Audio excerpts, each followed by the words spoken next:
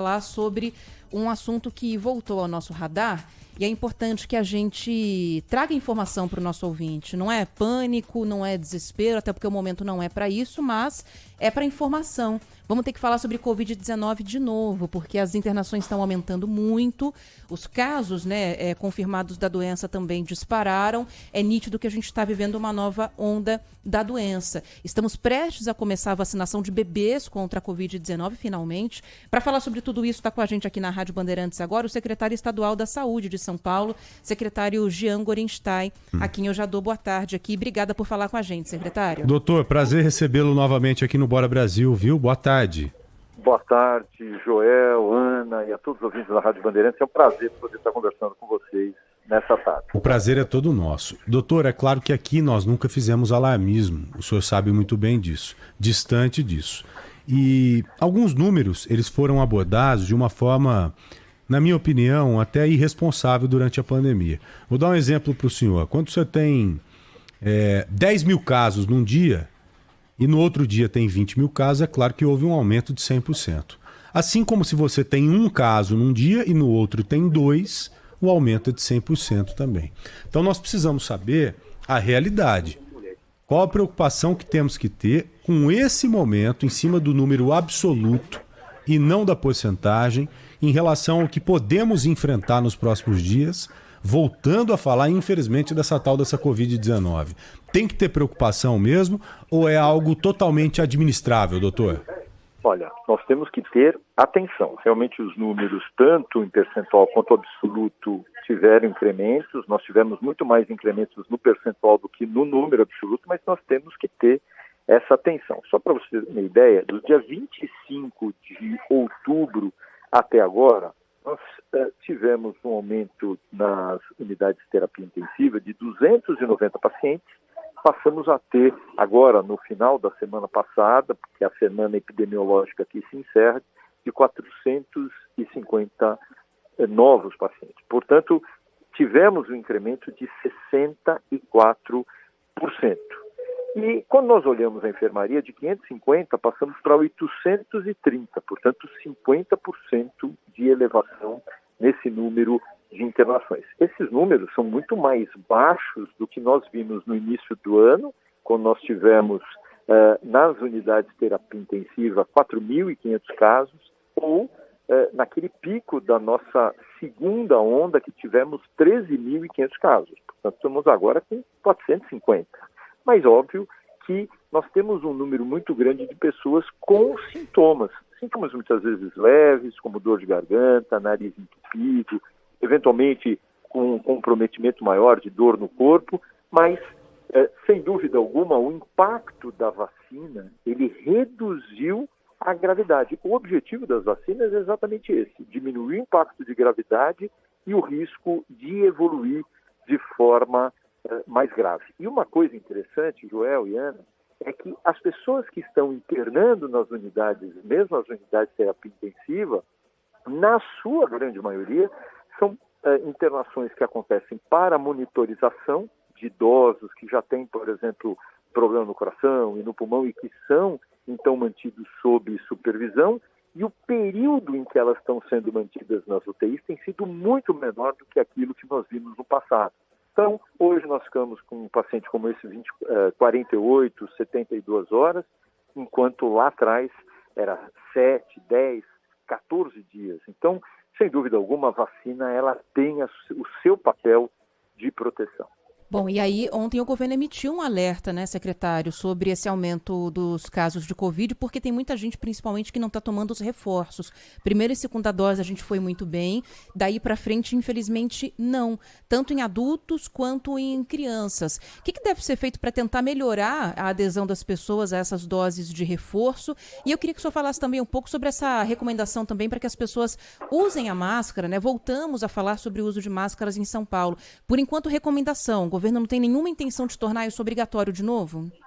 Bom, o que nós Colocando números na pergunta que a Ana acabou de fazer para o senhor, nós temos no estado de São Paulo 46 milhões de habitantes. 17 milhões estão com doses atrasadas. Pois é. Olha só, 17 milhões, um terço da população. É muita coisa. Agora, quando nós vamos olhar isso, nós temos 10 milhões que não tomaram a segunda dose. ou seja, são pessoas que não estão devidamente imunizadas e protegidas. 7 milhões não fizeram uso da sua terceira dose. E outros ainda estão no aguardo da quarta dose, e muitos dos quais já teriam condições de estarem recebendo esse imunizante e não fizeram. Importante que nós sempre dissemos que para que as pessoas estejam devidamente protegidas, imunizadas, não só as doses convencionais, as 2 doses, ou a dose única, logicamente, da Janssen, mas com os seus reforços. Os reforços são extremamente importantes para incrementar, aumentar a produção de anticorpos e deixar esses indivíduos devidamente protegidos. O que nós temos visto também em muitos pacientes, mesmo pacientes com sintoma, que muitos deles são pessoas que não concluíram a terceira dose ou a quarta dose e, por isso, acabam sendo expostos. Então, é fundamental que as pessoas procurem os postos de saúde, atualizem a sua condição vacinal. É importante, nós já estamos para a 5ª dose para os pacientes imunodeprimidos acima de 18 anos, garantindo, sim, que essas pessoas estejam protegidas. A gente sabe que cada vez que eu exponho um paciente ao imunizante, à vacina, eu produzo mais anticorpo, mais defesa contra as novas variantes, e nós teremos, infelizmente, novas variantes frequentemente. E o motivo é simples. Nós temos grande parte do mundo que não tem um esquema vacinal tão robusto e tão eficaz como é feito aqui no Brasil, especialmente aqui em São Paulo. E sobre as máscaras, secretário, esse reforço é, por enquanto, recomendação mesmo? Algo no horizonte de tornar de novo máscaras obrigatórias? A gente está longe desse momento. Como que vocês estão enxergando essa questão agora?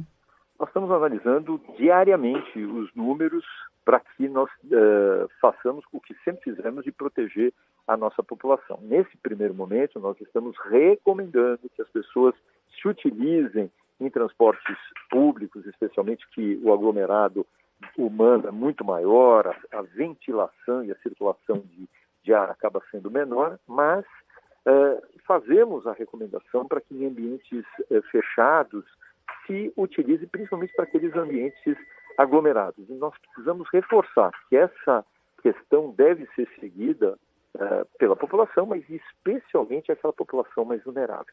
Os idosos, as gestantes, as pessoas portadoras de doenças crônicas e, inclusive, elas portadoras de AIDS ou que estejam fazendo algum tratamento com corticoide ou quimioterapia para tratamento de câncer. Então, é imperioso que as pessoas mantenham também essa questão desses protocolos, mantenham a higienização das mãos com álcool gel, tudo aquilo que a gente já fazia, aquela orientação.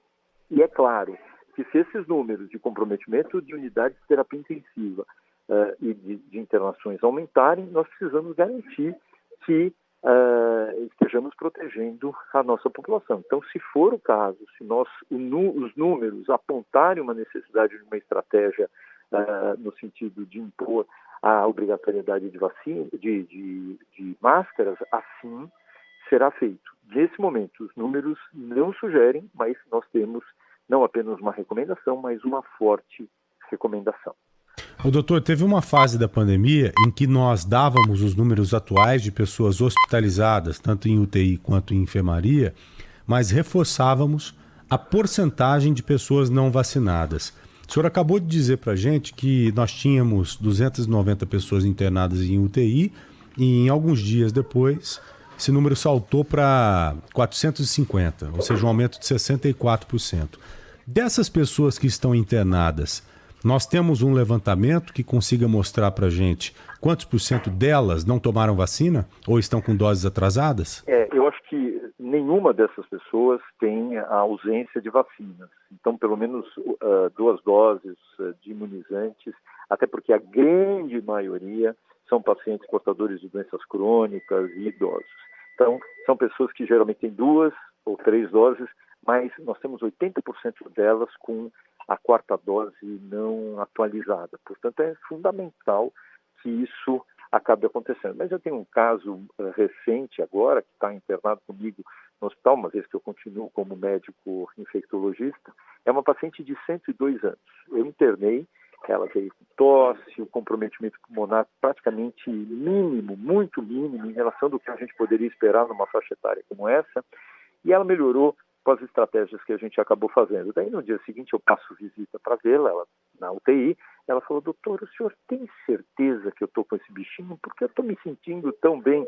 Aquilo foi um bálsamo, porque esse é o grande exemplo do quanto as vacinas elas têm esse objetivo de proteção para esse público, especialmente, que é um público muito mais vulnerável e de risco de fazer formas graves. E lembrando que é um público vulnerável, inclusive pelo fato de eles estarem em casa e ficarem em casa, e aí familiares que, de forma inadvertida, acabam se aglomerando, ou os seus próprios cuidadores acabam, então, levando para dentro de casa, até porque os quadros hoje são muito mais leves, então as pessoas estão com o nariz entupido, uma dorzinha de garganta, não deixam de ir trabalhar.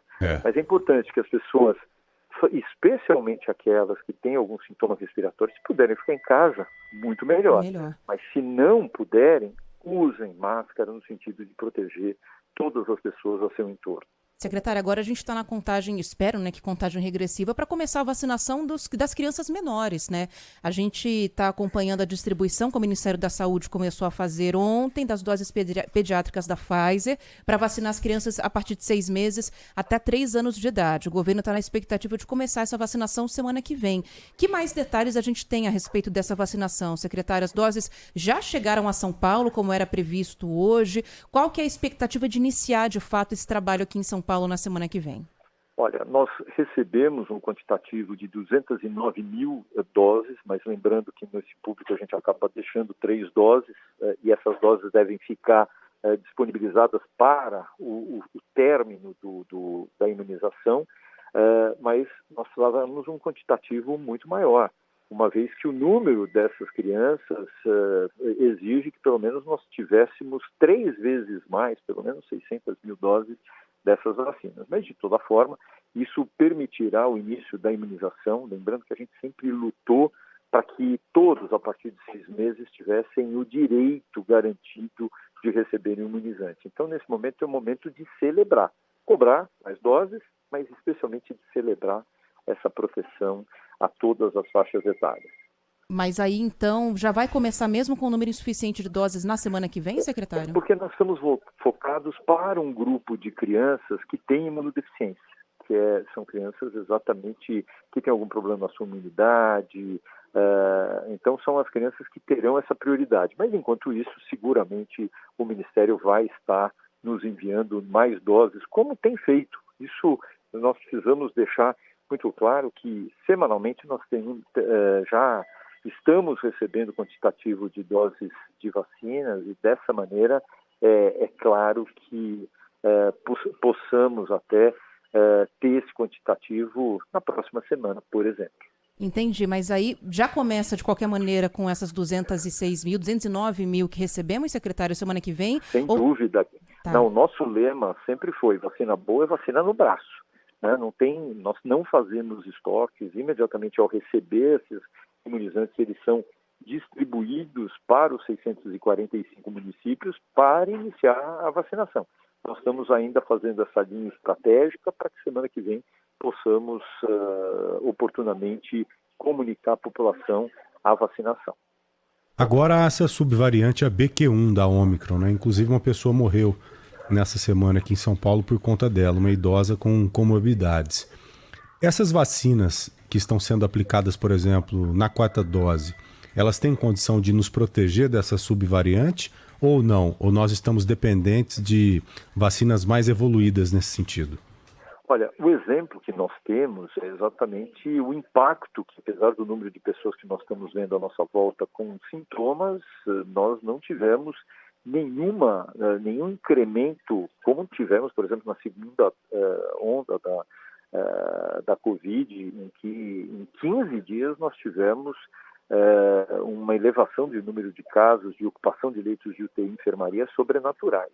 Quer dizer, nós tínhamos, só para você ter uma ideia, em 15 dias, 1.200 pedidos na nossa CROSS, que é a nossa central de regulação, de vagas em UTI. Imagine, quer dizer, nós, felizmente, não apenas não temos essas solicitações nesse ponto de vista numérico, como temos uma taxa de ocupação de 35% a 38% das UTIs, muito diferente do que nós tínhamos lá. Então, isso seguramente é o resultado da vacinação. O que nós temos que lembrar é que essa variante BQ1, ela tem uma característica que nós chamamos de infectividade, que é a capacidade de transmitir muito mais de pessoa a pessoa. A gente não está falando de virulência, ou seja, da capacidade de levar doenças muito mais graves. É claro que um ou outro, especialmente dependendo da sua condição clínica, podem evoluir de forma desfavorável, como aconteceu, infelizmente, com essa senhora.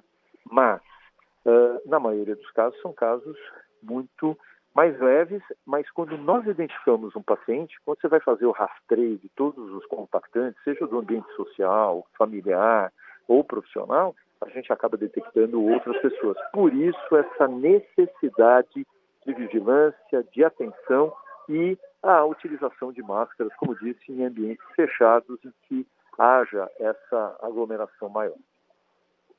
Dr. Jean Gorenstein, secretário estadual de saúde, muito obrigado mais uma vez. Foi um prazer falar com o senhor, viu? Obrigada, Olha, secretário. o prazer é muito grande poder estar trazendo essas informações, reforçando essas políticas que são extremamente necessárias num momento como esse, é um momento de atenção, de vigilância e seguramente semana que vem, baseado nos números, definiremos a necessidade ou não de outras estratégias. Mas vacinação, atualização vacinal é fundamental e, como disse, a utilização de máscaras no transporte público e em ambientes fechados é uma recomendação forte. Obrigada, Grande secretário. abraço, Até doutor. mais. Um abraço para vocês. Muito obrigado.